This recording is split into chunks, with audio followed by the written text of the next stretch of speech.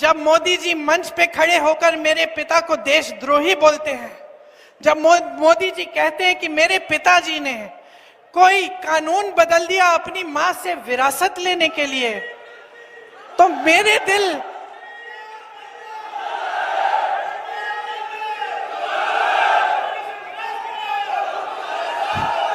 तो मोदी जी इस बात को समझ नहीं पाएंगे कि मेरे पिताजी को विरासत में धन दौलत नहीं मिली, मेरे पिताजी को विरासत में शहादत की भावना मिली।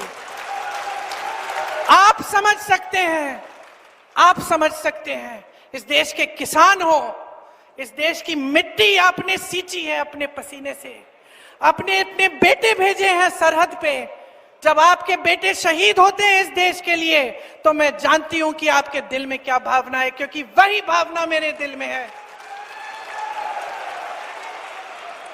जो पुलवामा के शहीद हैं, जब वो हुआ, पुलवामा का हुआ, उनमें से कुछ परिवार यूपी के थे। उस समय मैं यूपी में थी, मैं गई उनके घर, और ज्यादातर परिवारों में पता है क्या बताया उन्होंने मुझे?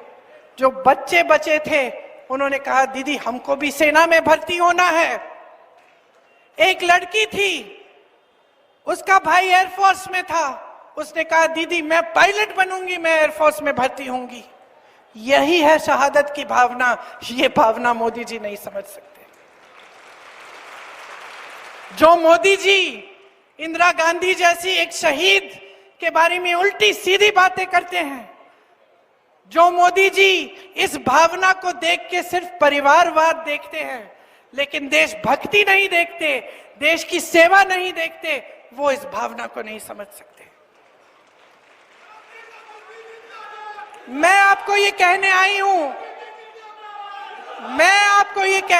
हूं कि हमें देशद्रोही कहें, हमें घर से निकाल दें, मेरे भाई को संसद से निकाल दिया, हम पे केस डाले, मेरे भाई पे इतने केस डाल दिए कि कभी इधर कभी उधर, कभी गुजरात में कभी बिहार में वो जाता है कचहरी, जाएगा, कुछ भी कर ले, मार डाले, लेकिन ये भावना हमारे दिल से कोई नहीं निकाल सकता।